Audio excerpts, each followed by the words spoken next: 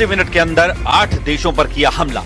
Iran ने ऐसा पलटवार किया कि पूरी दुनिया हिल गई। नेतन्याहू के हमले के जवाब में सबसे पहले इजराइल पर हमला, फिर इजराइल के मददगारों पर हमला, जॉर्डन पर हमला, बहरीन में अटैक, यूएई पर भी गिरी ईरान की मिसाइल, कतर पर ईरान का हमला, सऊदी अरब के मिलिट्री बेस पर भी अटैक, इराक में अमेरिकी बेस को भी नहीं बख्शा। ईरान ने जो बोला वो करके दिखा दिया। क्षेत्रीय युद्ध शुरू हो चुका है। ईरान की सेना अब वो सब कर रही है जिसकी वार्निंग ईरान के सुप्रीम लीडर अली खामेनी ने दी थी।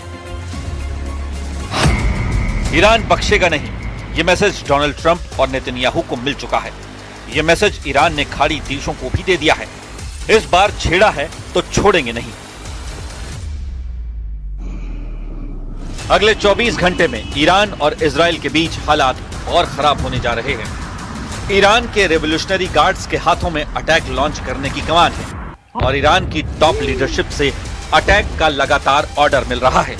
अब इजराइल और उसके साथी अरब देशों पर हर घंटे हमले का टाइम टेबल तैयार कर लिया गया है और बहुत जल्द ईरान फिर से इन देशों पर हमला करेगा। यही डर डोनाल्ड ट्रंप को सताया जा रहा है। ईरान के टारगेट पर इजराइल है, उसके दोस्त यूएई और बहरीन हैं, जो अब्राहम अकॉर्ड के साथी हैं, क्योंकि यहीं पर अमेरिका के अड्डे भी हैं। ईरान के टारगेट पर सऊदी अरब और कुवैत में अमेरिकी अड्डे हैं। कतर का अड्डा भी ईरान के टारगेट पर है। जॉर्डन को तो बहुत बड़ी सजा दे रहा है ईरान। ईरान ने 80 मिनट के अंदर 8 देशों पर हमला करके बता दिया है कि उसका पलटवार ऐसा होगा कि अमेरिका और इजराइल पानी नहीं मांगेगा। ईरान ने इजराइल और अमेरिका को हराने के लिए जो पलटवार ऑपरेशन शुरू किया है उसका नाम रखा गया है ऑपरेशन सीज ऑफ खैबर, यानी खैबर पर कब्जा। यहां खैबर के मायने इजराइल से है। 628 ईस्वी यानी 7वीं सदी में आज के सऊदी अरब में खैबर नाम की जगह पर पैगंबर मोहम्मद और वहां के योद्धा मरहब में जंग हुई थी। इस जंग में पैगंबर मोहम्मद के दामाद और इस्लाम में चौथे खलीफा अली ने मरहब को मार डाला था और इस तरह खैबर का युद्ध जीत लिया गया था। ईरान से युद्ध पूरे पश्चिम एशिया में जंग की वजह बनेगा। इसका ऐलान ईरान के सर्वोच्च नेता अली खामेनी ने पहले ही कर दिया था और फिर आज की तस्वीरों ने बता दिया कि वार्निंग में कोई कमी नहीं की गई। البته این رو هم آمریکایی‌ها بدونن که اگر این دفعه جنگی رو بندازن این جنگ منطقه‌ای خواهد.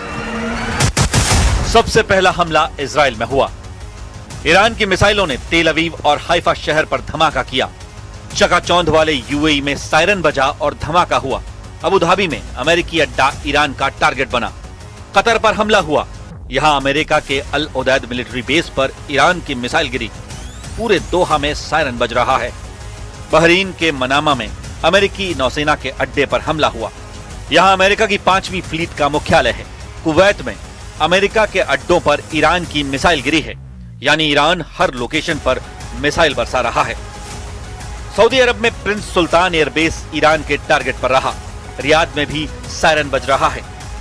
इजराइल की सबसे ज्यादा मदद जॉर्डन ने की है और उसके अर्जाक मिलिट्री बेस लगातार ईरान के टारगेट पर है।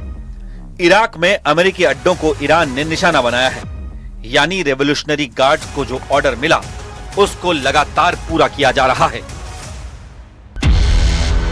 ईरान का एजेंडा साफ है। युद्ध में ना अमेरिकी अड्डे बख्शे जाएंगे। इजराइल को तो फौरन तबाह कर दिया जाएगा। पूरे खाड़ी के इलाके में अमेरिकी अड्डों पर मिसाइलें गिर रही हैं, यानी वो रीजनल वॉर शुरू हो चुकी है जिसका इशारा अली खामेनी ने किया था। यूएई, कतर, सऊदी अरब, इराक, कुवैत, जॉर्डन, बहरीन और ओमान, हर जगह अमेरिकी अड्डे ईरान के टारगेट पर हैं।